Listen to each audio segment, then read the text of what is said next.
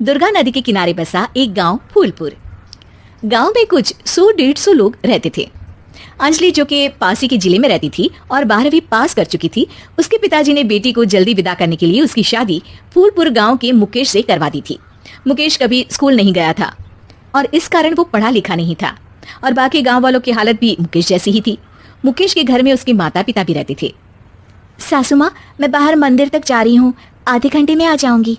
अरे अभी कहीं जाने की जरूरत नहीं है, चुपचाप जाके रसोई में रात के खाने की तैयारी करो। और ये घूंघट क्यों हटा लिया है तुमने? क्या पता नहीं कि इस गांव में औरतें बिना घूंघट के नहीं रहती। रात में अंजलि छत पर जाकर अपनी मम्मी से बात कर रही होती है। तभी गांव की 3-4 औरतें उसे देख लेती है और दरवाजे पर आकर उसकी सास से शिकायत करने लगती है। और क्या हुआ? अरे छत पे तो देखो, आपकी बहू मटक मटक के किसी से फोन पर बात कर रही है, दिन भर फोन पे लगी रहती है। अरे कल तो मंदिर के पास वो क्या कहते हैं, सेल्फी ले रही थी। शहर की बहू रखना अच्छा शान की बात है, पर देखना इसके लक्षण से ये तो तुम्हारे परिवार को बदनाम ना कर दे। ये पहली बार नहीं था जब सास से गांव के लोगों ने अंजलि की बुराई या शिकायत नहीं की हो। अब तो ये रोज की बात थी। अंजलि ये सब सुन लेती है। जब वो नीचे जाती है तो मुकेश भी वहां आ जाता है। सास कहती है, बेटा, लोग घर आकर शिकायत करने लगे हैं बहू के कामों की, देख लो। पति हो, संयम से रखो इसे। माँ जी, मैं तो अपनी माँ से बात कर रही थी क्योंकि यहाँ कोई बात करने लायक ही नहीं है और अब मैं माँ के पास ही रहूंगी। वहाँ क्या रहना, वहाँ बाहर के लोग तो ठीक है पर घर के लोग भी इज्जत ना दे सके। अरे नहीं नहीं अंजलि, ऐसा नहीं है, धीरे धीरे सब ठीक हो जाएगा, तुम फिक्र ना करो। अरे बस कुछ बोलना ही नहीं है, सर पे चढ़ा रखा है बहू को। सास मुकेश की नरम बात सुन के वहां से मुंह चढ़ाकर चली जाती है। मैं तो कहती हूँ हम दोनों शहर चले जाते हैं। मैं पढ़ी लिखी हूँ, मुझे वहाँ नौकरी भी मिल जाएगी और थोड़े दिनों में आप भी वहाँ कुछ काम ढूंढ लेना।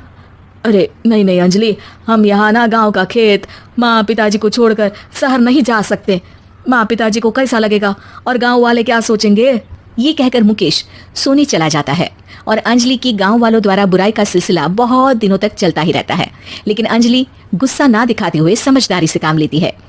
बारिश का मौसम चालू हो जाता है। जोरदार बारिश से पूरे गांव में हाहाकार मच जाता है।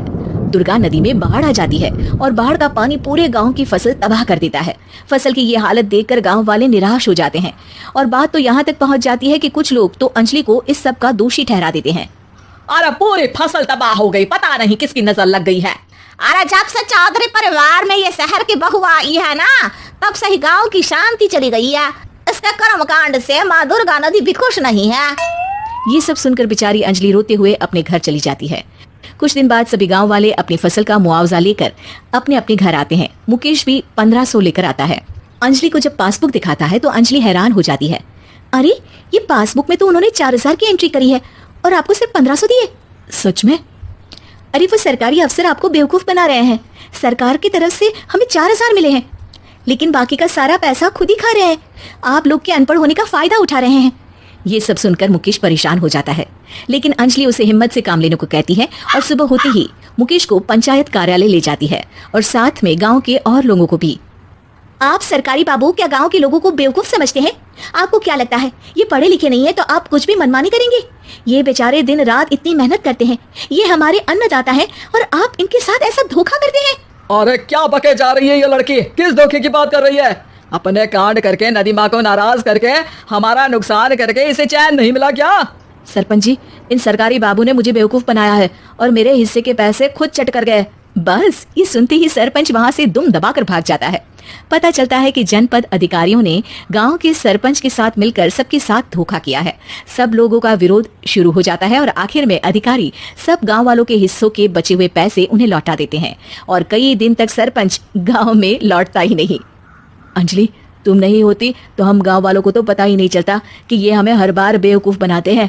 हाँ हाँ अंजलि बेटी, हमें माफ कर दो। हम सब तुम्हें बुरा भला कहते रहे लेकिन तुमने ही आज हमें बेवकूफ बनाने से बचाया है। हमें तुम पर गर्व है बेटी। अब समझ आया कि सरपंच तुमसे नहीं तुम्हारे पढ़े लिखे होने से नफरत करता था।